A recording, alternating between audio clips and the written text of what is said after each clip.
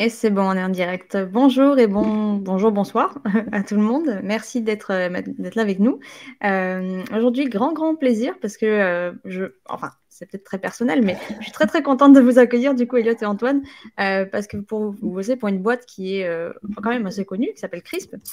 Vous nous en direz 2 mots tout à l'heure pour bien la présenter. Et je trouve que c'est assez rigolo parce que je m'étais fait la remarque il y a quelques mois déjà que très régulièrement sur des sites, on va dire des sites perso créés avec Notion et un autre outil tiers, on remarque très souvent la petite bulle du coup de votre outil pour le support enfin pour le support ou le chatbot de manière plus conversationnelle qui apparaît. Du coup, c'est un petit peu un espèce de combo qui apparaît assez régulièrement dans l'écosystème. Du coup, je suis très contente qu'on puisse enfin faire un truc ensemble et que vous nous expliquiez un petit peu, vous, du coup, dans la boîte, comment est-ce que vous utilisez Notion et peut-être comment est-ce que vous êtes venu aussi à l'utiliser au départ, comment est-ce Ouais, que c'est arrivé et découvrir un petit peu votre usage interne. Du coup, je vous laisse peut-être vous présenter dans un premier temps. ouais. Bah, je vais prendre du coup la suite. Merci beaucoup à toi, Camille. En effet, nous, chez Chris, on est aussi des gros utilisateurs de Notion. Donc, franchement, comme tu dis très justement, c'était le bon combo. Moi, je m'appelle Antoine et je m'occupe de toute la partie marketing chez Crisp. Voilà un petit peu pour la présentation rapide, ouais. Et moi, je Ok, m'appelle Elliot et je suis ingénieur chez Crisp. Voilà, tout simplement. très bien, tout simplement.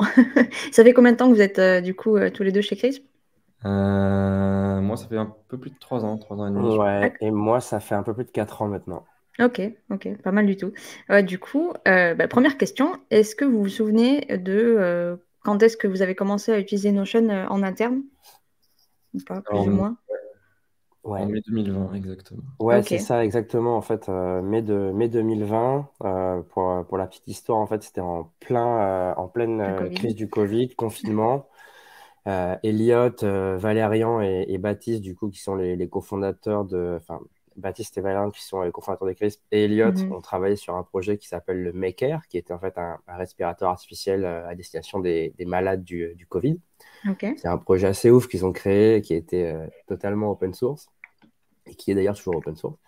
Et en fait, moi, dans le même temps, j'étais bloqué à l'autre bout du monde, en Nouvelle-Calédonie, ah oui. frontières étant fermées, tout ça. Et en fait, on s'est rendu compte à ce moment-là que du coup, on avait beaucoup d'informations auxquelles, en fait, on n'avait pas accès parce qu'en Mhm. fait, il y avait beaucoup de connaissances qui n'étaient pas suffisamment bien partagées, tant sur des questions techniques que Mhm. sur des questions un peu plus complexes de support Ouais. qui n'avaient pas forcément leur présence, enfin, besoin d'être présente dans une base de connaissances publique, Mhm. mais qui pouvaient parfois en fait être intéressantes de centraliser parce que un peu loin des compétences des agents de support, quoi. Mhm. Et Mhm. donc de là, on s'est dit, on va centraliser toutes ces connaissances parce qu'en fait aussi, de leur côté, nos équipes de support, eux, avaient construit leur propre base de connaissances interne. Chacun avait un peu son petit fichier sur Mhm. Google Docs et autres, où en fait, ils 20, de avaient 20 leur... ou 30 pages. Ouais, c'est ça, avec voilà, juste une question, Classique. 3 lignes, et puis en fait, ils Mhm. copier-coller comme ça. Et donc, bon, c'était pas toujours ultra quali non plus. Donc, c'est un peu le début du projet qu'on a voulu mener. Trop bien. Et voilà, quelques années plus tard, bah, on a bien bossé le truc. Et là, Elliot a sorti une nouvelle version, je crois, en début de semaine, hier ou avant-hier. Ah Hier, oui. Ouais. ouais. Ah ouais.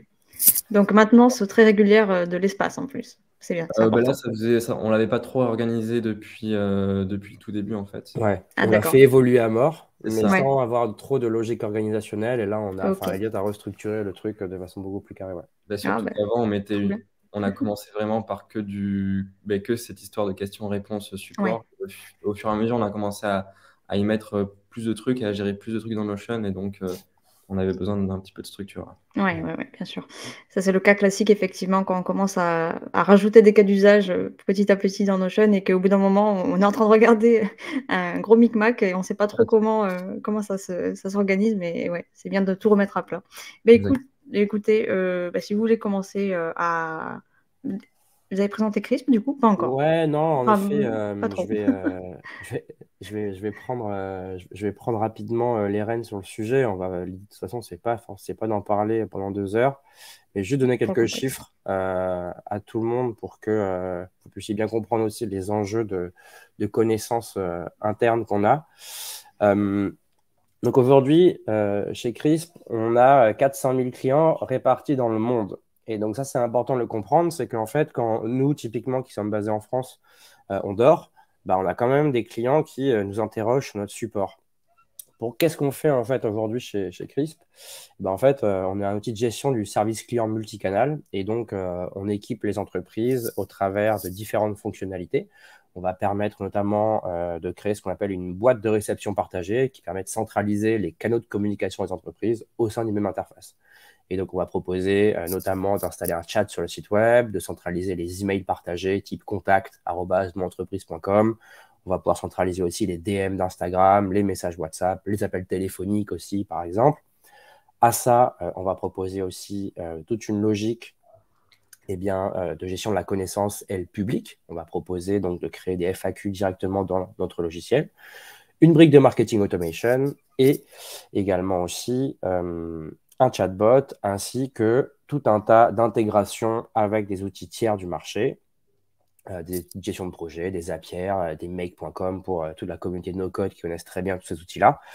Et également aussi une marketplace pour permettre à n'importe qui de créer des fonctionnalités complémentaires ou des intégrations internes avec le SI de l'entreprise dans laquelle l'entreprise travaille.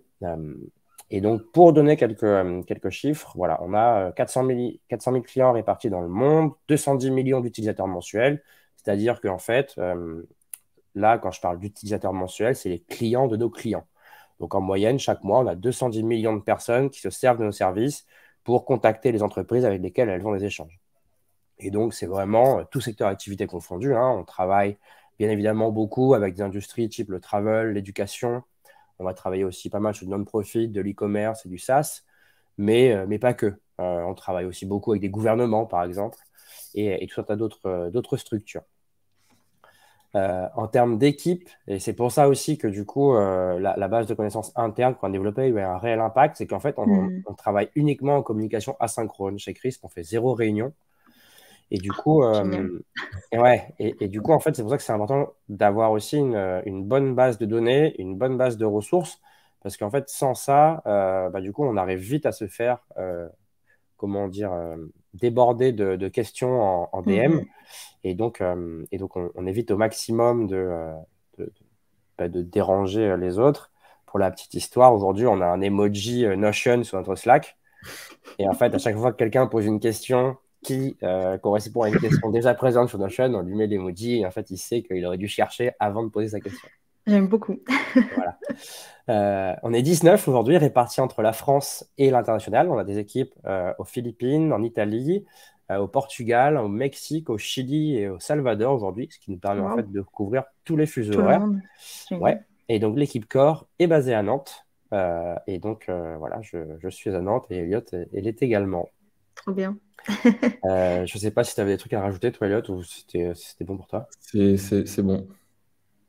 Très belle introduction. Et ouais, c'est assez dingue. Je crois que j'avais déjà vu ce chiffre par rapport à vos clients à vous, mais c'est vrai que le nombre d'utilisateurs mensuels, du coup, au total, c'est assez impressionnant. Pour une si petite équipe, vous faites un très bon boulot, du coup.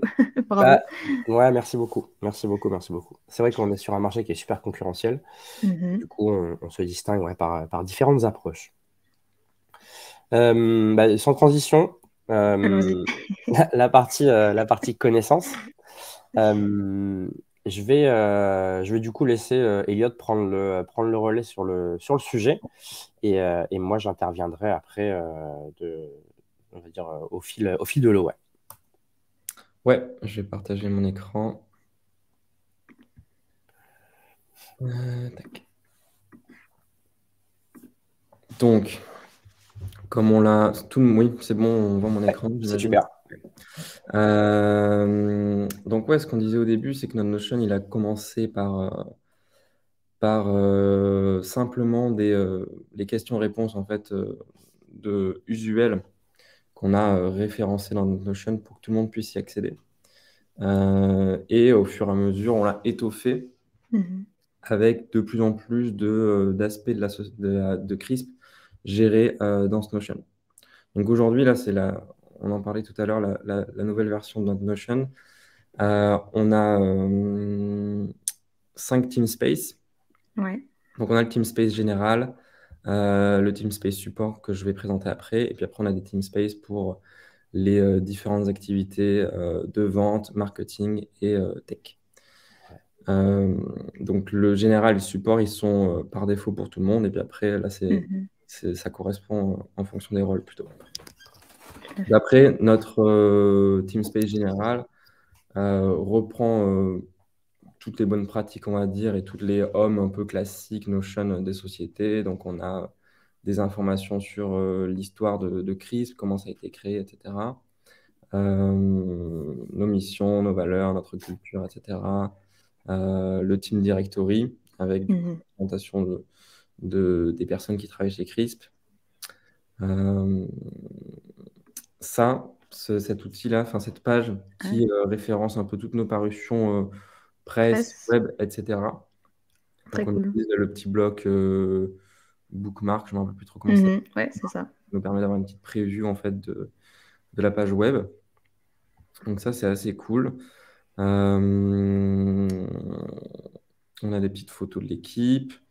On gère également notre onboarding. Donc Myriam, qui est notre office manager, gère du coup l'arrivée de toutes les personnes dans la société, donc toutes les créations de comptes, les documents à lire, etc. Qu'est-ce qu'on a également? On a notre philosophie de travail qui est quand même très spéciale, où on ne fait pas de réunion, on fait que de la communication asynchrone, etc. Mais donc, c'est quelque chose qui est très important quand on arrive chez Crisp. Et donc, on l'a un peu codifié dans ce document également.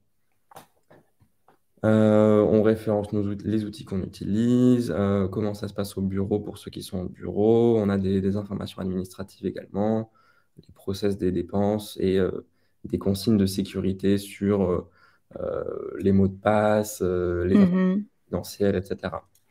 Donc ça, là, cette section-là, c'est vraiment toutes les informations pratiques.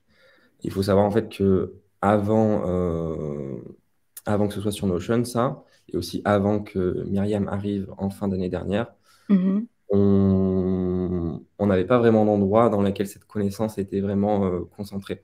Ouais. C'était assez compliqué. J'imagine. Là, c'est génial, c'est qu'on a un nouvel agent de support qui rejoint Crisp. Il faut savoir qu'on en a, l'année dernière, on en a recruté, je ne me rappelle plus exactement du nombre, Antoine, mais peut-être 4, je pense, 3 ou 4, à mon avis, ouais. Exactement. Là, dès qu'ils arrivent, ils ont accès à toute cette connaissance. Ils peuvent d'abord comprendre voilà, qui nous sommes, d'où est-ce qu'on vient, quelle est notre vision, notre mission, etc. Apprendre à connaître les personnes de l'équipe aussi. Et après, tout ce process d'onboarding, tout ce qu'il y a à savoir sur notre façon de travailler, les outils sur lesquels se créer des comptes, etc. Et l'avantage, c'est de pouvoir y revenir dès qu'on a une problématique, parce que je pense que, enfin, je ne sais pas trop quel a été votre parcours professionnel à vous, mais pour avoir fait beaucoup d'onboarding dans beaucoup de boîtes différentes, c'est vrai que dans le cas où cette information n'est pas quelque part rédigée et accessible relativement facilement, ça peut être très très pénible d'arriver dans une équipe. Pour des hard skills, c'est souvent détaillé, mais typiquement pour tout ce qui a trait aux soft skills et peut-être plus à la culture d'entreprise, c'est des choses qui ne sont pas forcément partagées parce que c'est plus du vécu, ce genre de choses. Mais comme nous, on est dans une logique asynchrone en fait, et que du coup, on ne se voit pas. C'est vraiment important que tout le monde soit sur la même longueur d'onde et que ce soit écrit noir sur blanc pour que en fait, voilà, chacun intègre ça de son côté aussi et le bon comportement, parce qu'en fait, la finalité, c'est que on aille tous dans le même sens. Tout à fait. Tout à fait, tout à fait. Ensuite, donc, on a des informations sur le produit également, des informations très générales. Ce n'est pas des informations type support, c'est vraiment la présentation de l'outil, très rapide, très succincte, on va dire. Notre changelog, sur lequel on reviendra après. Et après, on a des guides sur comment on gère le lancement d'une fonctionnalité, comment on gère la recherche utilisateur et la recherche sur les features. Donc, c'est des guides que Antoine a écrits sur vraiment ce process très spécifique. Et dans cette section Other, on a, vu qu'on est quand même très remote chez Crisp, pour la petite histoire, le bureau qu'on a à Nantes, qui est notre premier bureau, on l'a depuis 2018, fin 2018. Mais sinon, Baptiste et Valérian et Julien, qui était le premier employé, étaient remote ils ont été remote pendant 2-3 ans, je pense. Mhm. Et donc, on n'a pas attendu le Covid pour être vraiment remote friendly, etc. Ouais, Et donc, on a une petite liste de plusieurs endroits qu'on aime utiliser pour remote. très sympa. Ça, c'est une belle liste. Bon, elle est pas très. Bon, il y a une vingtaine d'endroits, c'est déjà pas mal. C'est déjà pas mal, hein? Mais ouais, non, c'est super cool ça. Par exemple, en ce moment, je vois qu'il y a ça qui a popé, et c'est parce que Alexandre, en ce moment, à Barcelone, et du coup, Mhm. il a rajouté hier, aujourd'hui, l'endroit où il est en ce moment. Très sympa. Et on gère aussi notre merch dessus. Mhm. Donc, Antoine, tous les ans, on nous fait une collection de merch Crisp. Et donc, on a dans cette liste tous les clients à qui on doit envoyer ou on a envoyé Mhm. des t-shirts, des stickers, etc. Et c'est Myriam qui gère ça, et du coup, ça l'aide un peu à gérer tout le statut Mhm. de ces envois. Ouais, s'il y a des gens qui assistent à ce webinaire et qui veulent recevoir un peu de swag Crisp, qu'ils se manifestent dans le chat et je les recontacterai avec grand plaisir. C'est très cool, ça, comme opportunité. On fait des bobs, des t-shirts, des Voilà. long sleeves et des autocollants. Donc voilà. Très, très cool. Donc voilà, donc ça c'est notre home. Elle est plutôt simple. Non, mais c'est parfait. Je trouve que c'est Ouais. lisible, c'est beau. C'est important. Et pour la petite histoire, donc on utilise TeamSpace, mais après, bon, si on regarde dans la navbar ici, tout est c'est un peu le bazar, et c'est pour ça qu'on a cette première page là qui Mhm. vraiment place les blocs de cette façon-là. Sinon, ce ne serait pas forcément navigable, on va dire. Et on va reprendre cette organisation-là dans notre TeamSpace support. Donc, si je vais dans le TeamSpace support, voilà. Donc ça, en fait, de base, hein, notre Notion, c'était uniquement cette page-là, en fait. Mhm. Ça a commencé par là. Exactement. Ça a commencé, en fait, par juste cette colonne-là, tout simplement. Et après, on l'a étoffé. Donc, on a forcément des petits rappels de sécurité, etc., pour éviter qu'il y ait des captures d'écran qui soient prises sur ce TeamSpace. Et donc là, c'est vraiment le Notion qui va être utilisé par toutes les personnes qui font du support chez Crisp, c'est-à-dire en fait tout le monde, puisque quel que soit notre rôle dans l'équipe, on fait quelques minutes enfin ça dépend des personnes, mais quelques minutes ou 1 heure ou 2 de support par jour. C'est très important pour nous de faire ça. C'est Euh, génial. ouais, bah, Enfin, ça nous permet d'utiliser notre outil, et du coup moi ça me permet de détecter des bugs ou mhm. des améliorations à faire. Antoine, ça lui permet de détecter autre chose, etc., etc. C'est vraiment, ça fait partie de notre De culture. votre sculpture, ouais. Ouais, Ça, tout le monde fait ça tous les jours ou toutes les semaines. ça permet de guider la roadmap produit aussi, de Mhm. comprendre les problèmes qu'ont les clients au moment de l'onboarding. Typiquement, ce matin, on a eu un gros souci et du coup, bah, directement, on a parlé, on s'est dit, voilà, qu'est-ce qu'on va changer et c'est tout ça, au final, ça permet d'aller plus haut. Ouais. Plus vite, ouais, plus haut et plus vite.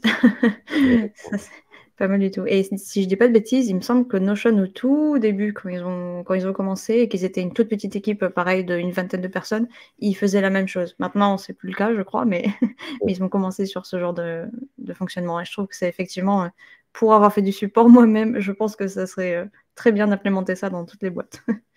Ou Ouais. quasiment toutes les boîtes, en tout cas de SaaS, ouais, Bah, clairement. quand on peut, quand on a le temps, etc., c'est vraiment hyper bénéfique, quoi. clairement. Du coup, donc sur cet espace, pareil, on reprend une petite organisation en quadrillage comme ça. Donc, on a des informations générales sur le produit, donc plus sur le support. Donc, on va avoir toutes les questions de billing, de pricing, etc. Comment ça se passe pour les réductions, les plans annuels, les plans mensuels, etc. Des instructions sur comment setup CRISP sur certains outils, sur certains frameworks, etc. Euh, on a toutes les questions de sécurité, de GDPR, etc. avec Mhm. tous nos documents aussi légaux, on peut les voir dedans. Par exemple, nos résultats d'audit de sécurité, notre DPA, tous les DPA qu'on a signés avec Super. tous les services externes qu'on utilise. Ouais, l'idée, c'est vraiment de rendre les équipes productives, en fait, qu'elles ne Mhm. demandent pas à chaque fois, ah, où est-ce qu'elle est cette information? En fait, tu sais Ouais, que dans Notion, à cet endroit-là, tu as a C'est priori tout. l'information, et si elle n'y est pas, ce qui peut arriver, bah, en fait, tu peux Mhm. l'ajouter, quoi. tout à Ouais. fait. Sachant qu'avant, sinon, en fait, on était obligé de fouiller dans le Slack ou de demander dans le Slack qui a le PDF de tel truc. Rien de pire. Ranger quelqu'un et l'information n'était pas vraiment très simple à récupérer. À récupérer, ouais. Après, voilà, on a des informations sur la traduction de nos applications, sur certains quotas et limites qui sont en place, sur des processus d'import, d'export, etc. Là, on a ce document qui est super, que Camille a écrit, qui, qui du coup gère un petit peu, décrit en fait comment on fait du support chez Crisp, quelles sont les bonnes pratiques à avoir. Euh, on a aussi une petite liste des choses à faire et à ne pas faire sur notre support. Comment gérer les clients qui nous font une demande de fonctionnalité à ajouter, comment gérer les clients qui migrent d'un concurrent à nous vers chez nous. Donc voilà, comment leur apporter le maximum d'informations, comment échanger avec eux, comment communiquer avec eux, etc. Donc on a, en fait, de façon générale, on est tellement peu chez Chris qu'on essaie de tout codifier, de tout, ouais, pas de processiser, mais en fait de rendre les process un peu accessibles à tout le monde et qu'il Mhm. n'y ait pas d'écart de comportement ou qu'il n'y ait pas voilà, qu'il y ait pas De freestyle, quoi. c'est ça, exact. Ouais. Et ça C'est. nous aide aussi à être beaucoup plus efficace en fait.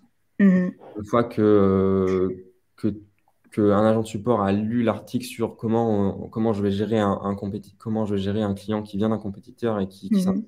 sur Crisp, c'est bon, quoi, ça roule. Mhm. Clairement.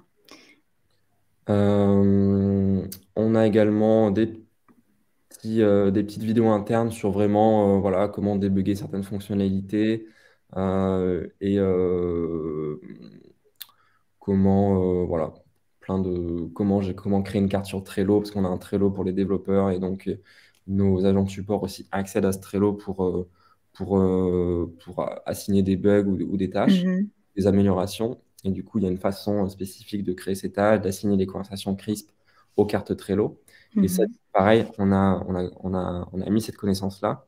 Parce qu'avant, en fait, on était obligé de, alors moi, souvent, les nouveaux agents de support me demandaient à moi ou me demandaient à quelqu'un d'autre de leur expliquer comment faire ci, comment faire ça, Mhm. pour aider ce client à débugger, etc. Et en fait, au bout d'un moment, à force de faire un call, deux calls ou trois calls avec des différents agents de support sur les mêmes sujets, au bout d'un moment, on prend son ordinateur, on fait un loom de 5 minutes ou de 10 minutes et on l'upload sur Notion. Et comme ça, tout le monde a accès à la connaissance. Exact. Euh, on a une petite liste aussi qui est assez utile. Souvent, on a des clients qui vont nous demander, ouais, moi je suis dans l'industrie du e-commerce ou je suis un site de voyage et j'aimerais voir comment vos clients utilisent Crisp dans mon industrie. Et donc, ce qui est bien, c'est qu'on a cette petite liste. On a juste à regarder à pic un client qui leur correspondrait et on leur dit, bon, mais voilà, ils ont implémenté Crisp de cette façon-là. Leur base de connaissances, leur base de connaissances Ils ont peut-être plus de base de connaissances. Mais leur base de connaissances, ils l'ont faite de cette façon-là, etc. Et ça, c'est une petite base. Et pareil, en fait, avant, on avait un agent de support qui allait nous demander sur Slack, est-ce que quelqu'un a un exemple de client qui est dans l'industrie du voyage, Mhm. qui est dans l'industrie du jeu vidéo, whatever. Mhm. Donc maintenant, on a ça. Très pratique. Ouais. Donc voilà, ça c'est un peu les infos, les pages, on va dire, annexes. Et après, en fait, Mhm. le cœur de ce Notion de support, c'est en fait une description de chaque feature. Mhm. Pardon. Une description de chaque feature, enfin une page pour chaque feature, Mhm. une page pour chaque intégration qu'on a avec des outils tiers. Donc là, Et les intégrations natives, si j'ai pas... exactement. Donc ça, c'est Ouais. toutes les intégrations qu'on a développées nous-mêmes pour Mhm. des outils tiers. Ça marche. D'ailleurs, on va bientôt faire une intégration avec Notion. Ah. Et donc, c'est des intégrations qui permettent à nos clients en fait, de relier des outils qu'ils utilisent déjà à Crisp, Mhm. que ce soit un CRM comme HubSpot, Salesforce, etc., que ce soit un outil de gestion de projet comme Jira, Trello, Mhm. ou que ce soit une plateforme de communication comme Messenger, Insta, etc. Très Et cool. c'est des intégrations tiers, mais on considère ça comme des réelles features Mhm. au même niveau que des features core qu'on a intégrées dans le produit. Mhm. Et puis après, on a aussi de la documentation pour développeurs. Et donc, en fait, si on va par exemple dans la feature bot, chaque page de feature qu'on a vue précédemment et chaque plugin va être organisé de la même façon.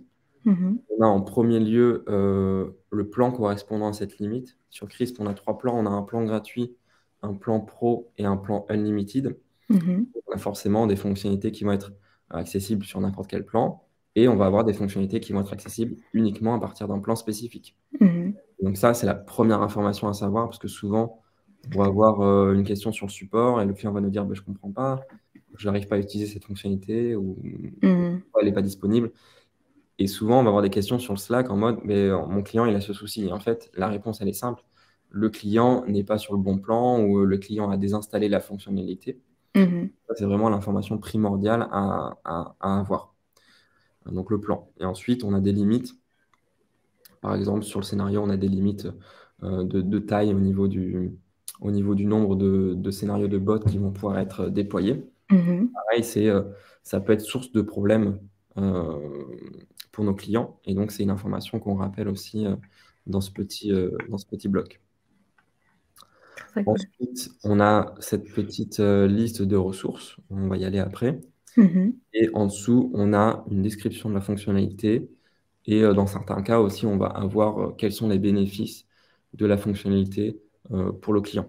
Mhm. Le client, il a une question par rapport au bot, dans le cas de cette page-là. On peut aussi se servir de ces informations qui sont dans cette page-là pour l'aiguiller et lui faire comprendre pourquoi cette fonctionnalité existe, comment elle fonctionne et quels en sont les bénéfices. Nous, Mhm. on a fait le choix sur Crisp, du coup, de mêler, entre guillemets, les demandes de nouveaux clients et de clients existants sur la même boîte de Mhm. réception.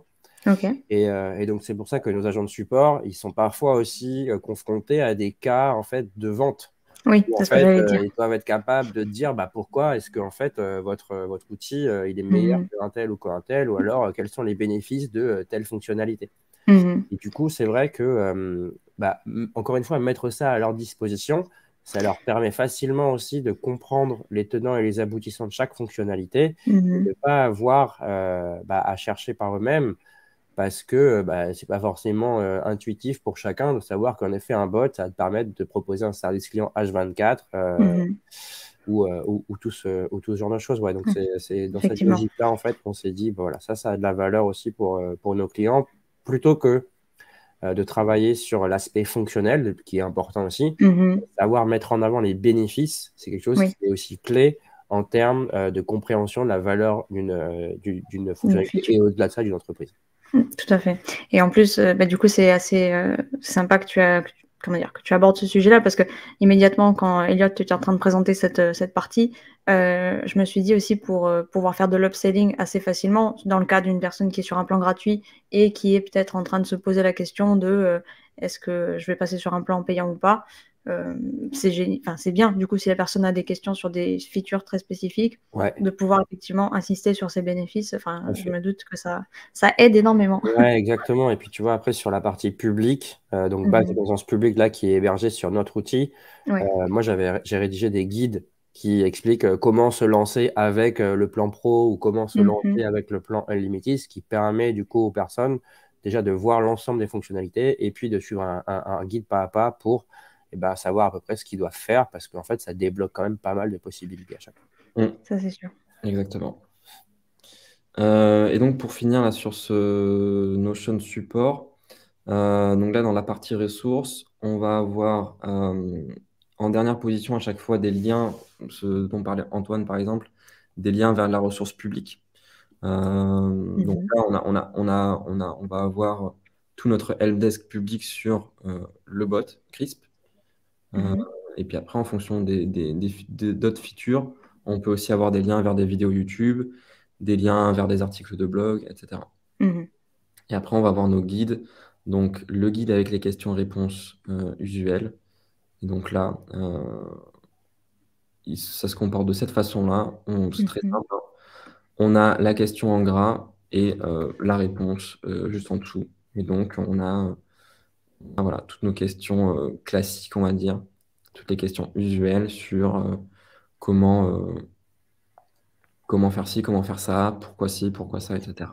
Alors, il y a Trop sûrement des cool. gens qui se demandent en termes de temps passé, comment est-ce que les agents font pour trouver la bonne question, enfin la bonne réponse Mm. à leur question. Et en fait, nous, ce qu'on fait chez Crisp, c'est on incite fortement toutes les équipes, et moi le premier d'ailleurs, à utiliser la recherche en fait.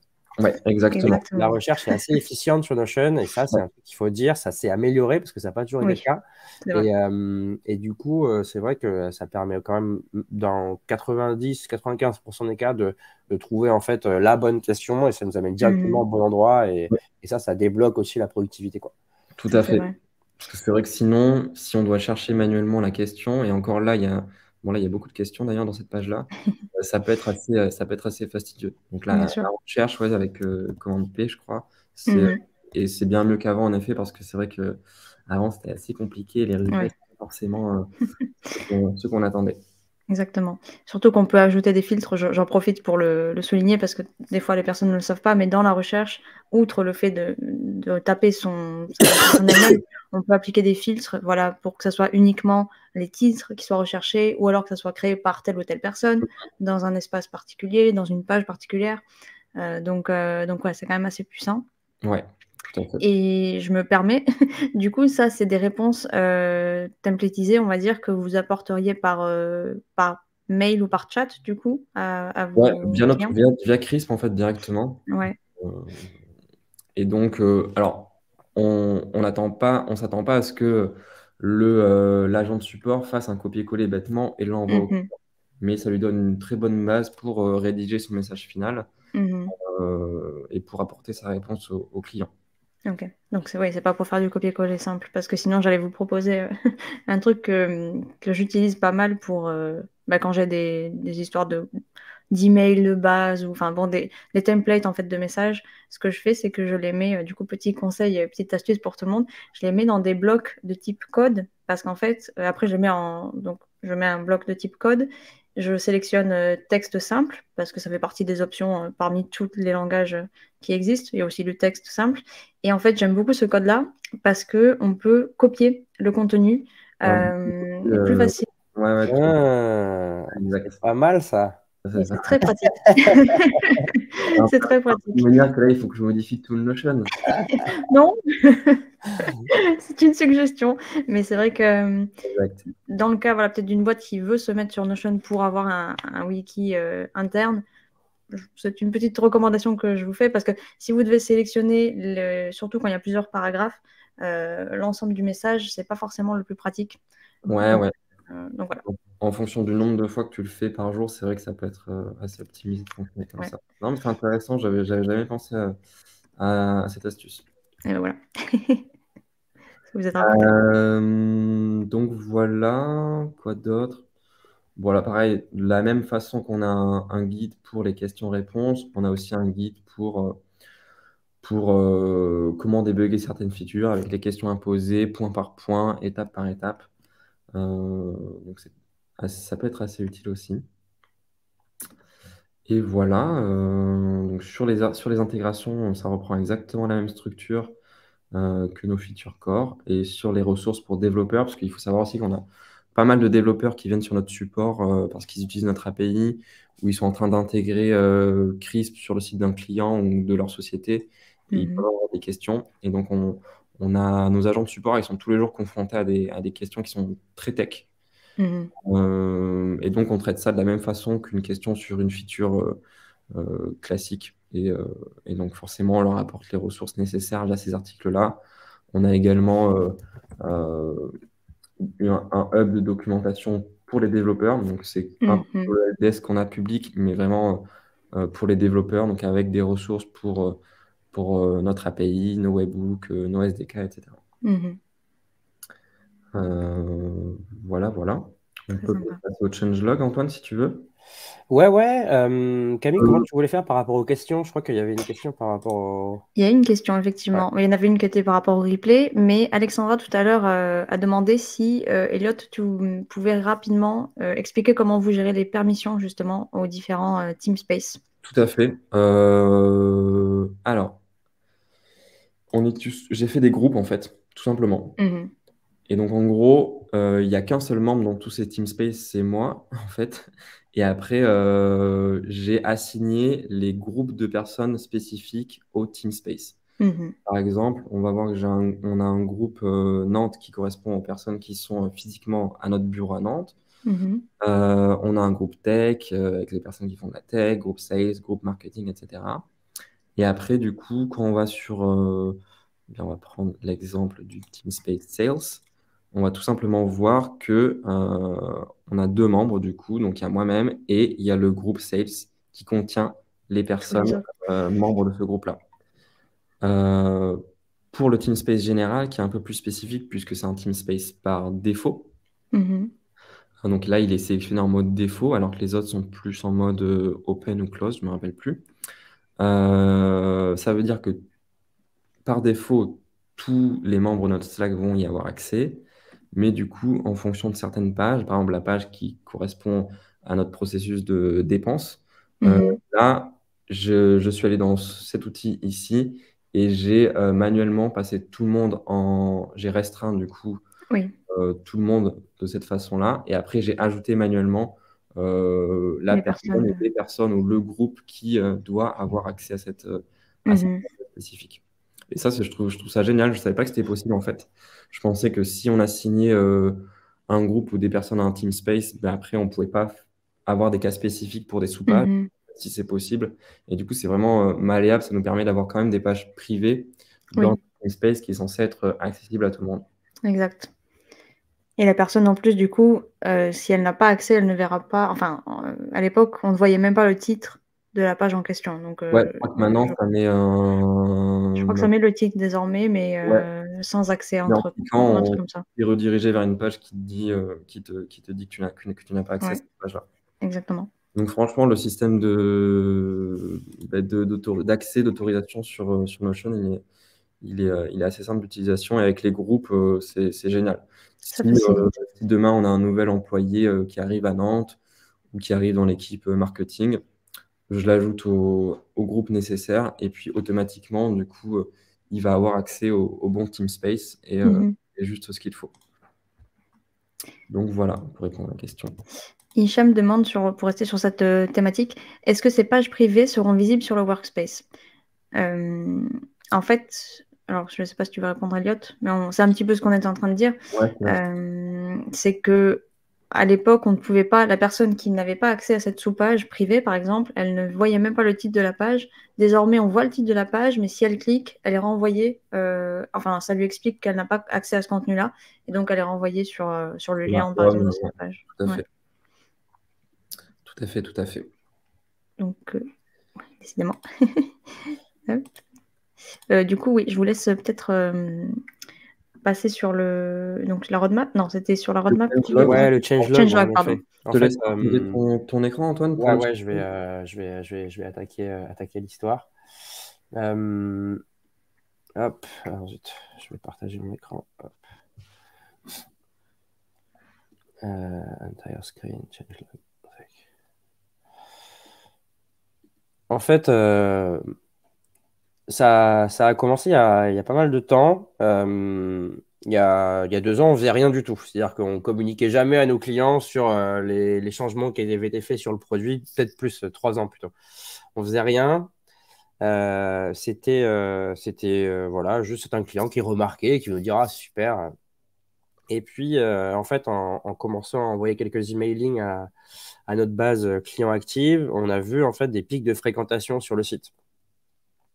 Et on s'est dit également aussi que ça avait du sens de communiquer parce que ça permettait d'activer de nouveaux utilisateurs, potentiellement de faire passer des utilisateurs d'un plan gratuit à un plan payant. Et donc, on a commencé à itérer sur le sujet, dans un premier temps en ayant un channel Slack qui s'appelle Product Update et en fait qui nous permet tout simplement de visualiser quels ont été les derniers changements apportés au produit. Ça, c'est quelque chose qu'on n'avait pas jusqu'à présent. Donc, ça, pareil, dans une logique de communication asynchrone, c'était super important pour que tout le monde soit au courant de ce qui s'est fait sur le produit ces derniers temps. Et donc, moi, ce que je faisais, c'est que en fait, chaque mois, je parcourais le channel Product Update. Et puis, je discutais avec Elliot et Baptiste sur les éléments qu'on devait mettre dans les mailings. Et puis, en fait, cet emailing s'est développé, il s'est amélioré. D'abord, on a en fait utilisé un outil externe, et puis après, on s'est dit, mais pourquoi pas utiliser Crisp, en fait? Et donc, en fait, on a commencé à utiliser Crisp. Donc voilà, le plus vieux, c'est avril 2021 qu'on a sur la base. Et en fait, ça contenait déjà pas mal d'évolutions. On avait commencé un email, en fait, sans possibilité de cliquer et de le voir dans un navigateur. D'accord. Le problème, c'est que notre outil d'emailing chez Crisp actuellement, il ne permet pas de le faire de façon native. Donc, en fait, le hack qu'on a mis en place, c'est que du coup, je me suis mis aussi par la suite à rédiger un email et à rédiger un article de blog. Donc, c'était super parce que du coup, ça a décuplé les taux de clics de nos emailings, mais ça a augmenté par 2 le temps que je passais à rédiger ces éléments-là. J'imagine. Donc, à partir de là, en fait, on a utilisé, on s'est dit, allez, on va, au lieu d'utiliser Product Update, donc le channel Slack, on va utiliser Notion. Et du coup, en fait, on a commencé à attaquer le sujet avec les changelogs. Donc, en fait, on a repris le format existant. Et en fait, c'était vraiment ultra basique à l'époque. C'était quelque chose de ce style-là. Donc, 3 catégories, nouvelles fonctionnalités, description, enfin titre, nom, photo, lien à chaque fois. Après, ensuite, une catégorie bug fix et donc ça, c'était le premier. Et en fait, on faisait ça d'une page à une autre. On avait une page tellement grande à la fin qu'on est arrivé à la limite de la page Notion. Ouais. Wow. Ça buguait, franchement, quand il y avait tellement de blocs qu'à la fin, ça faisait laguer notre navigateur web. Bravo. On a un peu poncé le truc. Et donc, du coup, de là, on s'est dit, bon, vas-y, on va créer un template. Et puis, comme ça, après, moi, j'ai plus qu'à le dupliquer. Et on dit à tout le monde, mettez dans Product Update et également aller ajouter dans le Notion, du coup. dans le Notion, quoi. Et donc, en fait, là, ça a commencé à s'améliorer également aussi. Voilà, tout ce qui est bug fix aussi, on commence à ajouter. Et puis là, on ajoute aussi les mises à jour des articles produits, des articles publics, du coup. Ça permettait aussi de montrer qu'en fait, il y avait plein de choses qui pouvaient être faites. En fait, ça a été vraiment pris à la fois comme une stratégie de communication, on va dire, externe, mais aussi sur de l'activation. Parce qu'en fait, les gens ont parfois découvert des fonctionnalités grâce à ça. Et en fait, on a beaucoup de réponses aux emails qu'on envoie. où les gens disent bah, ah, trop bien, je savais pas que ça existait ça, je vais essayer, etc. etc. Est-ce que vous pouvez mettre une période d'essai ou ce genre de choses. Mhm. Et puis on en profite pour faire un peu de teasing sur les prochaines évolutions à venir. Très, très cool. Et puis en fait, toujours dans cette continuité où en fait on se dit bah, on va rajouter des infos, on va rajouter des infos. Ça nous prenait vraiment trop de temps parce qu'en fait, il fallait du coup dupliquer ça à chaque fois aussi dans le produit. Parce que Elliot, Ouais, ça dans le même temps, a développé aussi une note produit, donc une pop-up qui s'affiche et Mhm. qui reprend exactement le contenu que je viens de vous montrer là. Par exemple, décembre 2022. Alors, ouais. c'est pas le bon. Novembre 2022. En fait, ça, c'est la version un peu finale de ce qu'on a mis en place. Mhm. Où, en fait, on utilise les bases de données Notion pour justement vraiment structurer la data, toujours dans la même logique en fait que ce qu'on faisait jusqu'à présent, titre, description, image, appel à l'action, lien. C'est ça. Et après, pareil pour les bug fixes et pour les mises à jour produits. Mhm. Vous voyez, c'est juste que c'est utilisé différemment dans une logique de stockage en base de données.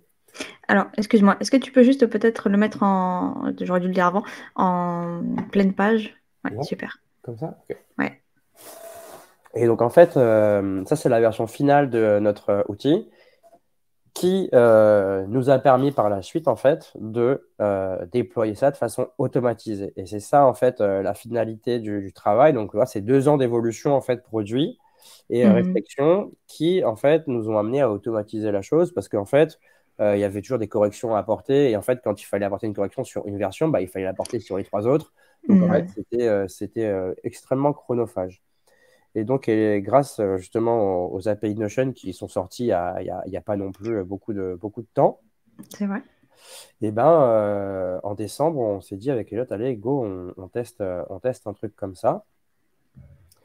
Et donc maintenant, on a un script qui génère automatiquement un format Markdown et qui va créer du coup les contenus là où il faut.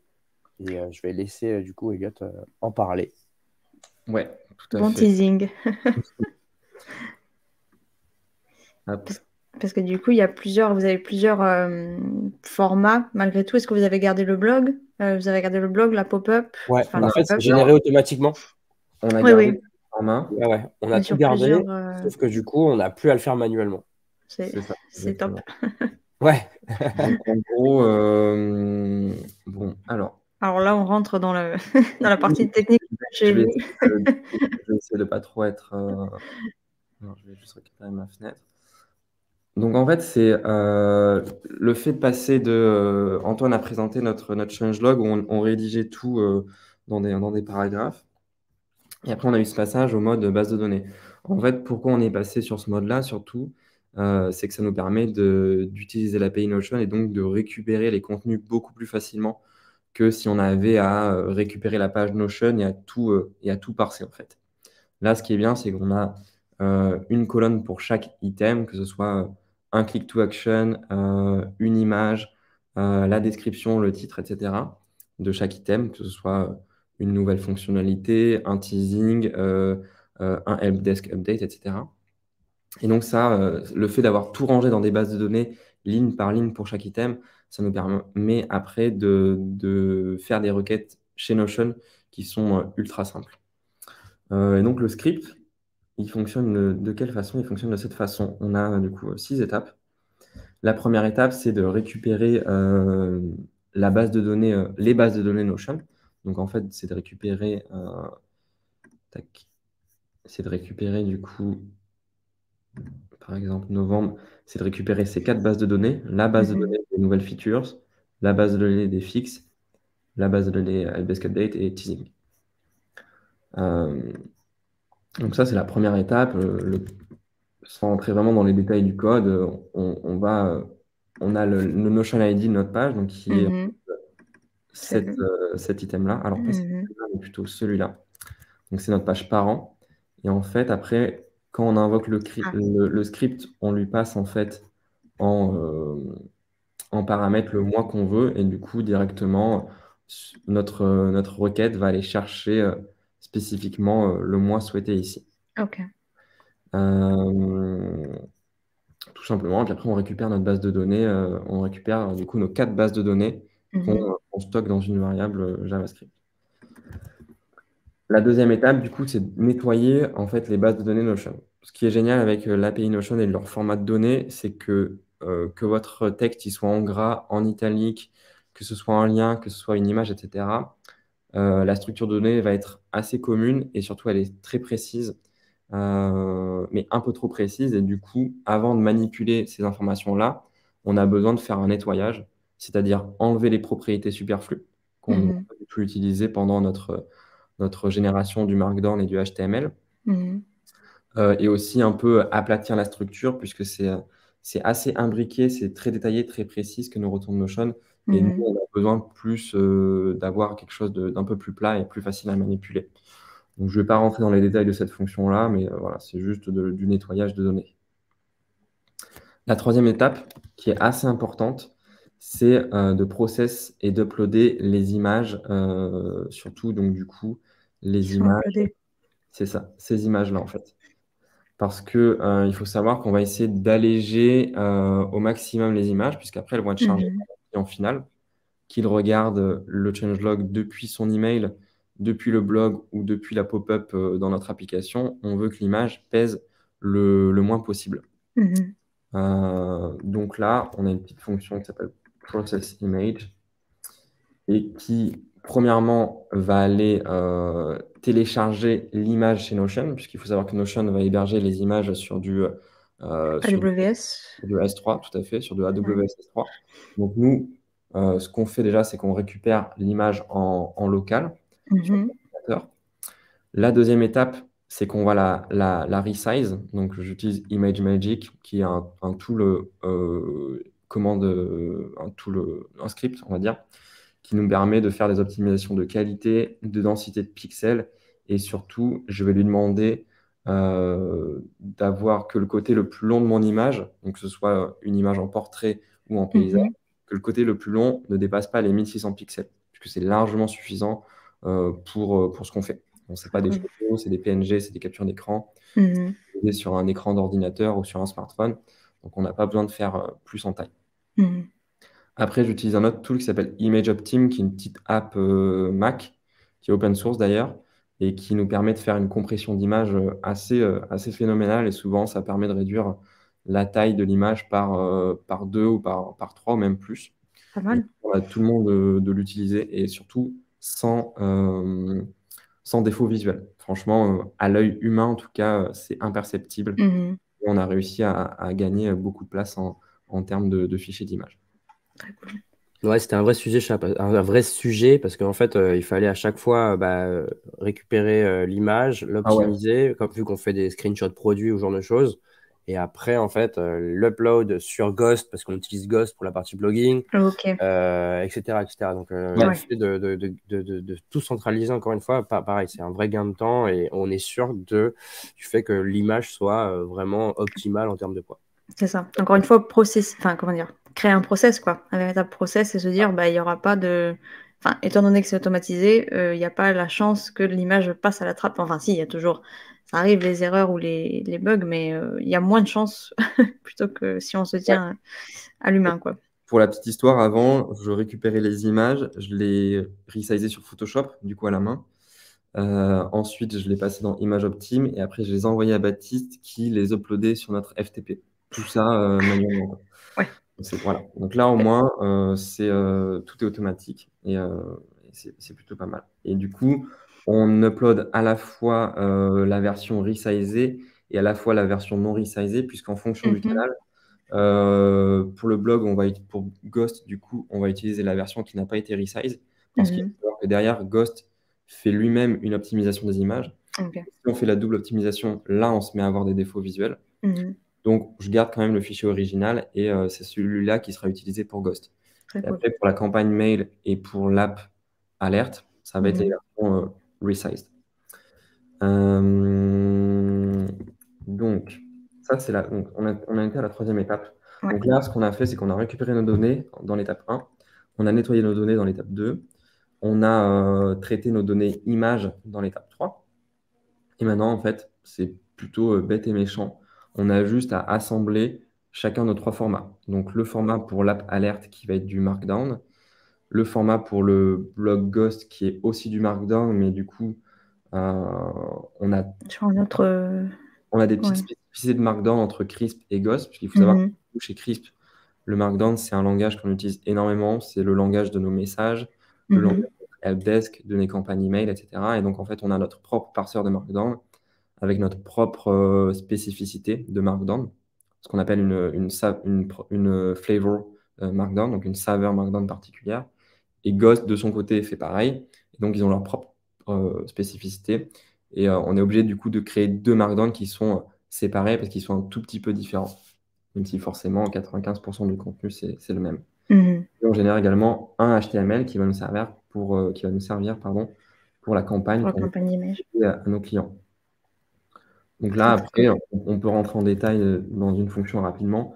C'est vraiment de l'assemblage on récupère du coup nos images et notre contenu Notion qui a été nettoyé. Mhm. On va looper, on va boucler sur ce contenu-là et pour chaque feature, pour chaque fixe, pour chaque helpdesk update, etc., on va l'assembler et du coup générer des lignes HTML, générer des lignes Markdown et tout concaténer. Et à la fin, on sauvegarde dans un fichier. Et du coup, je peux lancer une petite démo. Et la Donc, magie opère. Génial. c'est le mois qui s'appelle spécial parce qu'en fait, en début d'année, on a fait un changelog assez spécial pour le début de l'année où on avait Mhm. trois grosses avancées à mettre en avant. Donc, c'est pour ça que le mois s'appelle spécial, mais sinon, généralement, c'est le nom du mois en anglais. Mhm. L'étape de nettoyage des images, elle prend un petit peu de temps. Vous voyez là que déjà, on a déjà récupéré les databases Notion, on les a nettoyés. Et là, on est dans le processus d'optimisation des images. Donc, on voit d'ailleurs que mon CPU tourne un peu à fond. Donc, c'est parce que ImageOptim, il est assez gourmand et du coup, il met un peu Mhm. de temps avant d'optimiser les images. Mais normalement, dans quelques dizaines de secondes, ça devrait être prêt. C'est toujours plus rapide que de le faire à la main. Donc. Vraiment, le gain de temps est incroyable. Je confirme. Et ça, c'est vrai que c'est Alexandra qui disait que c'est super de voir un exemple concret de l'utilisation de l'API de Notion. Et c'est vrai que, en tout cas dans les webinaires que j'ai pu organiser, on a tendance à montrer peut-être des automatisations qu'on a fait avec Zapier, ou alors Make, mais assez peu via l'API directement. Et du coup, je trouve que c'est vraiment très, très intéressant, même si on n'est pas forcément... Enfin, moi, la première, hein, je suis pas forcément à ce niveau de compréhension. Il y a des choses que je comprends, mais je serais pas de là à créer moi-même un script. Mais c'est très intéressant et c'est là qu'on voit vraiment, au final, toute la puissance et le potentiel de l'utilisation de l'API, quoi. Clairement. On Donc, est c'est vraiment assez d'accord. cool. Donc là, du coup, mon script, on voit que les 6 étapes ont été réalisées avec succès. Et du coup, dans mon petit dossier qui s'appelle 2023 underscore spécial, parce que encore une fois, c'est le nom de mon Mhm. j'ai en résultat mes 2 Markdown, donc l'un pour l'app et l'un pour le blog. Donc voilà le résultat un petit peu. Mhm. Voilà, donc encore une fois, c'était un mois spécial, donc on n'a aucun bug fixe, aucune updesk update, donc c'est normal. On a également toutes les images avec les images originales et les images qui ont été resized. Ça nous permet de les réutiliser si on a besoin. Mhm. Donc de toute façon, elles ont été upload sur Ghost et que c'est ce lien Ghost qu'on va utiliser pour nos trois formats. Et le dernier format qui est le format HTML avec, donc forcément, il y a des to-do puisqu'on a, une petite Mhm. description qui est rajoutée manuellement. On a le ending aussi que Antoine va faire et qui est différent à chaque fois. Mais Mhm. le reste, du coup, a été généré automatiquement. Et donc, on peut regarder un petit peu ce que Génial. ça donne. Hop. Du coup, dans l'app, ça donne ça. Donc, ça, c'est l'app alerte qu'on envoie tous les mois à tous nos Mhm. clients. Donc voilà, avec encore une fois les nouvelles fonctionnalités, après les bugs fixes, etc. Mhm. Automatiquement. Sur le blog,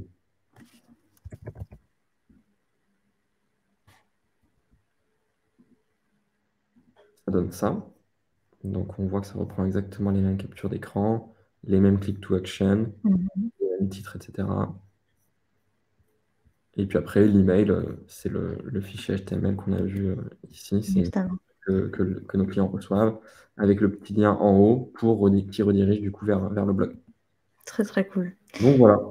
Et ben, et du coup, là, je suis curieuse. Comment est-ce que ça enfin, dans le script, comment est-ce que dans la partie génération du code HTML, ça ajoute le lien vers le blog, vers l'article du coup Bonne question. On va regarder ce que ça donne. Vu que ça fait quelques mois que j'ai fait le script, donc c'est Vue in browser, je crois. Vue. Alors là, je vous ai complètement éloigné de Notion. Désolée pour ceux qui apprécient, mais je suis curieuse. Et écoute, je pense que je le fais aussi automatiquement dans le code. Ouais, j'ai une variable qui s'appelle ghost Mhm. point et du coup, je pense que je l'insère. Ouais, tu vois, blog link. Ok, Je config le génère mode. automatiquement avec. Parce qu'en fait, il faut savoir que dans notre URL, bon, alors là, c'est un peu spécial vu que c'est. Ouais, mais on garde toujours le même format en fait. Ouais, Mhm. si je vais sur une ancienne update, T'as une catégorie, ouais, sinon. alors là, c'est summer. Ouais. Et voilà. On a octobre-2022-Crisp Ouais, Product Update. Et du coup, ok. dans mon script, enfin, mois-année-Crisp Product Update. Et du coup, Ok, même pas besoin de le faire manuellement. très très cool. Très très Voilà. cool. Ben, c'est super. Maxime dit, ça va, il n'y a pas trop le tournis avec toutes ces lignes de code. Ouais, Mais désolé. c'est cool de voir.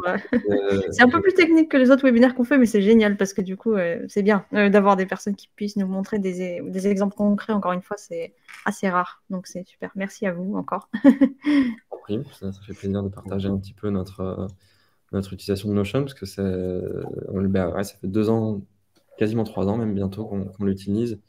Et je pense pas qu'on pourrait faire sans maintenant. Donc voilà. Très très cool. Ben, on va passer sur les questions. Il y en avait enfin, voyons voir. Il y en a deux. Alors, Rémi demandait tout à l'heure pourquoi ne pas rendre disponibles les questions-réponses directement dans le helpdesk de CRISP. J'hésite à proposer ce genre de solution pour centraliser l'information plutôt que de partir sur un Notion en complément de CRISP pour gérer mon support. Antoine, tu veux Ouais, répondre? ouais. En fait, ça en ferait trop, à mon Oui. avis. On a déjà 250 articles sur notre base de connaissances.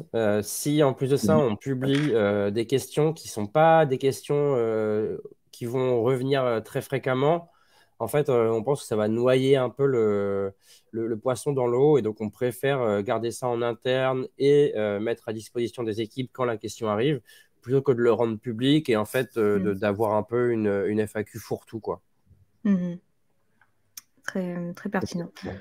Surtout que c'est peut-être des questions aussi qui surviennent comment dire, au cours de la discussion. Enfin, des fois, c'est vrai que la personne a peut-être une problématique quelconque, mais c'est en parlant avec un agent de support qu'elle va se rendre compte, il ou elle, d'une autre problématique ou d'un aspect qu'elle n'a pas forcément compris. Donc c'est vrai que je pense qu'instinctivement, les clients n'ont pas forcément cette... Enfin, déjà, pour les clients qui... Comment dire? Enfin, après, c'était peut-être dans les industries dans lesquelles j'ai travaillé, mais c'était assez rare déjà d'avoir des clients qui allaient voir la documentation disponible. Alors, en plus, pour des questions très, très spécifiques, il faut vraiment que ça soit quelqu'un de motivé, quoi. Donc, je pense que vous faites bien de montrer juste l'essentiel, disons. Ouais, il y a une question d'éducation aussi. Après, le problème de beaucoup d'entreprises, c'est qu'elles ont une FAQ, mais qu'elle est cachée dans le footer de leur site web et qu'elle apparaît que sur des tailles d'écran un peu spécifiques. Enfin, Ouais. c'est une blague, mais c'est un vrai problème. Il y a beaucoup de boîtes qui disent avoir une FAQ et qui ne s'en servent pas du tout, en fait, parce qu'elle Mhm. est complexe à accéder, complexe à modifier, et puis qu'elle n'est pas aussi facilement diffusable par les équipes de support. Et en fait, si tu fais ces trois choses-là bien, tu peux tout à fait après commencer à éduquer tes utilisateurs sur l'importance d'aller regarder la FAQ avant Tout à fait. de contacter le support. Ouais. Tout à fait. Alexandra nous demande, j'ai vu OpenAI, est-ce que vous utilisez l'AI de Notion, enfin l'IA de Notion, pardon, ou directement OpenAI? Et si oui, quelle est la différence, pardon? Alors, je ne sais pas Alors, si c'était dans le script. je pense pas, à part si OpenAI a pris le contrôle de mon script, mais alors, Notion AI, moi je l'ai testé, mais on l'utilise pas sur Crisp, sur Crisp, parce que, enfin sur Notion de Crisp, pardon. On fait pas beaucoup forcément de génération de contenu dessus non plus. Euh, mais la feature Ouais, marche parfaitement, mais ouais, nous personnellement on l'utilise pas. Après, Pourquoi pas, c'était vraiment hein. très Moi, cool en fait. je sais que je l'ai pas utilisé. Enfin, j'utilise pas Notion pour faire mes brouillons Mhm. ou ce genre de choses, d'articles que j'écris, par exemple. C'est quelque chose que je pourrais être amené à tester. Honnêtement, Mhm. j'ai pas creusé la piste. Ouais. ouais, après, du coup, en décembre, là, on a lancé une fonctionnalité qui s'appelle Magic Reply, qui est une Mhm. sorte de chat GPT intégré dans Crisp. Ouais. Et actuellement, on a aussi entraîné une intelligence artificielle interne qui, du coup, a été entraînée sur notre Notion. Et Ok. en fait, Ah. en fait, sur Slack, on peut directement lui poser une question. Et Mhm. vu que ça a été entraîné sur notre Notion, Il va dans aller pas chercher mal le de cas, contenu. on n'a même pas besoin d'aller chercher la connaissance dans Notion. C'est l'intelligence artificielle qui va nous répondre à la question. Et ça, c'est super. Voilà. Et C'est pour génial. la petite blague, en fait, on a appelé l'IA Elliot AI parce que Elliot, on a productisé Elliot. Voilà. C'est ça, exactement. J'ai plus rien à faire. Donc ça, c'est assez puissant. Très cool. Et pour nos clients, on espère fournir une solution similaire où on entraînerait une intelligence artificielle soit sur leur conversation ou soit Mhm. sur leur helpdesk pour pouvoir les aider, en fait, leur proposer des réponses quand ils échangent Mhm. avec leurs clients. Le but, c'est pas d'automatiser tout leur support, Bien mais sûr. c'est bien sûr de les assister et dès qu'ils ont une question qui peut être répondue et que l'intelligence artificielle détecte qu'elle peut y apporter une réponse, qu'on leur propose, qu'on leur suggère cette réponse-là. Et puis après, eux, s'ils veulent utiliser la réponse de l'intelligence artificielle, Mhm. c'est eux qui voient. Mais ça, on espère cette année, en tout cas, proposer ce genre de solution. C'est la prochaine étape par rapport à ce qu'on a actuellement. Très très cool. Mais visiblement, ça répond à la question d'Alexandra, donc c'est parfait. Hop. Super. Euh, on n'a plus de questions pour le moment, mais n'hésitez pas si on a encore. Enfin, on a déjà dépassé, on a fait déjà plus d'une heure qu'on est ensemble.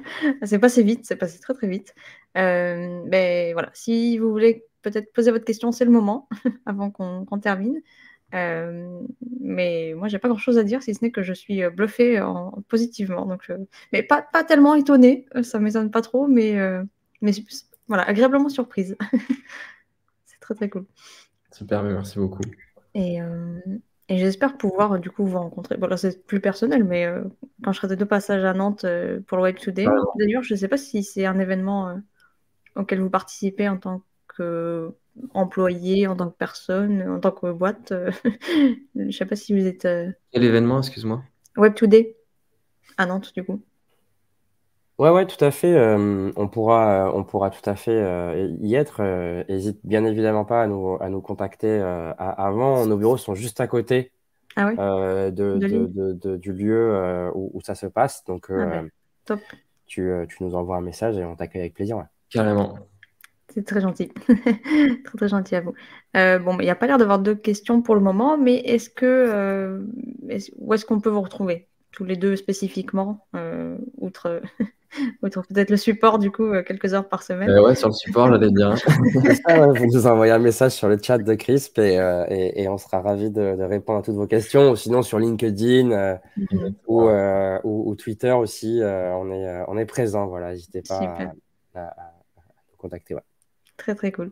Eh bien écoutez, encore merci. N'hésitez pas aussi si vous de votre côté vous avez peut-être des questions. Bon, je pense que vous avez l'air à l'aise sur Notion, mais bon, si jamais vous avez des questions sur des features ou quoi que ce soit, n'hésitez pas à faire un petit coucou au sein de la communauté. Et puis, euh, et puis voilà, hein, c'est tout pour le moment. Merci encore. C'était vraiment super intéressant et différent, je pense, de ce qu'on a l'habitude de présenter. Donc, c'est cool. Trop Bien. bien. Merci à toi et merci à tous ceux qui ont participé. Ouais, bonne soirée à tout le monde. Ciao. Ciao, ciao, bonne soirée. À Au très revoir. vite. Au revoir.